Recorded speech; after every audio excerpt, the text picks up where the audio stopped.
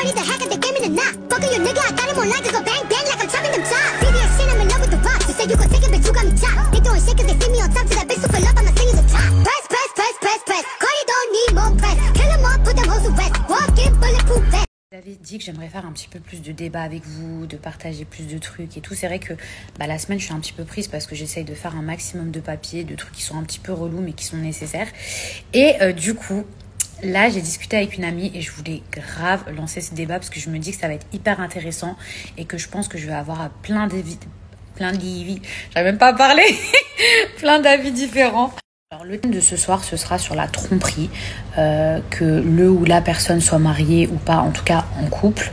Alors moi, ma question, c'est si ou le ou la personne a décidé de vous pardonner, est-ce que réellement on peut passer au-dessus d'une tromperie dans un couple? Franchement, j'ai grave des réponses et en si peu de temps, franchement, je m'attendais pas à ce qu'il y ait autant de réactivité. Donc je pense que c'est un sujet qui vous plaît. Et en plus, je me suis dit, ouais, ce soir et tout, c'est la semaine et tout, peut-être que vous allez pas avoir trop de monde et tout. Donc déjà, je voulais réagir à une réponse qu'on m'a donnée. Je vais essayer de réagir un peu à plusieurs réponses. Mais j'entends souvent, et souvent ça vient des hommes, c'est pas pour faire une généralité, mais souvent les hommes disent à partir du moment où elle m'a pardonné, c'est bon, ça y est, on passe à autre chose. Alors les gars, faut arrêter de croire que en fait on est, nous les femmes, comme des ardoises sur lesquelles vous pouvez écrire et ensuite effacer. Quand on a été trahi, c'est quelque chose qui va rester. On pardonne par amour ou pour un tas de raisons, mais ça veut pas dire qu'on oublie. Si une personne décide de vous pardonner, déjà c'est par amour, mais n'attendez pas de cette personne qu'elle vous traite de la même façon tout de suite après une tromperie. Sinon c'est que cette personne elle n'est pas sincère, on n'est pas des robots. La plupart des réponses c'est non, une fois qu'il y a une tromperie, la confiance elle est perdue. Mais j'ai quand même des réponses où il y a des gens qui disent oui on peut passer outre une tromperie et finalement être heureux et nous rapprocher et tout. Bon, j'en ai très peu des réponses comme ça, mais j'en ai aussi. Là il y a une personne, regardez, c'est hyper intéressant ce qu'elle a mis. Vous voyez là, c'est exactement où est-ce que je voulais en venir. C'est-à-dire que cette personne-là, elle lui a pardonné. Elle lui a pardonné peut-être par fierté, parce qu'elle voulait pas voilà, laisser l'ex gagner, puisque voilà, dans un couple, quand on se fait tromper, on a toujours une fierté mal placée, où on ne veut pas laisser l'être aimé à la personne en face.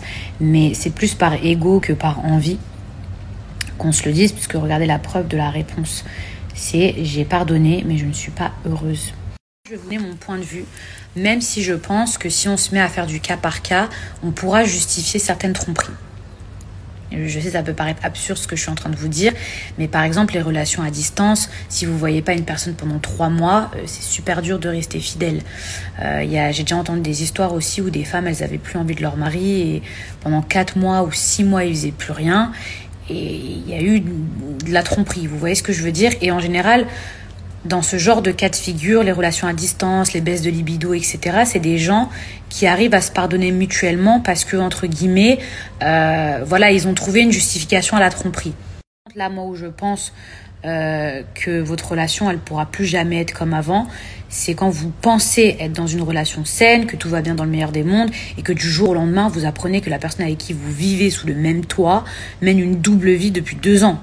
Même si vous arrivez à pardonner la personne, pour moi, ce sera trop malsain. Parce que en vrai, une trahison comme celle-ci, dans votre cœur, vous n'allez jamais pouvoir la digérer. Dans le sens où, dès qu'il va y avoir une petite embrouille, et ben, tout de suite, vous allez repenser à ça. Et en fait, une petite embrouille, elle va partir, ça va vraiment partir dans tous les sens. Et en fait, la rancœur, elle est trop grande que la relation, elle devient trop malsaine. En fait, vous voyez, moi, je me dis, dans ce genre de situation, en fait, même si vous voulez pardonner du plus profond de votre cœur, en fait, ça sert à rien de pardonner parce que la relation, en fait, elle sera pire. Vous allez même plus vous supporter l'un et l'autre.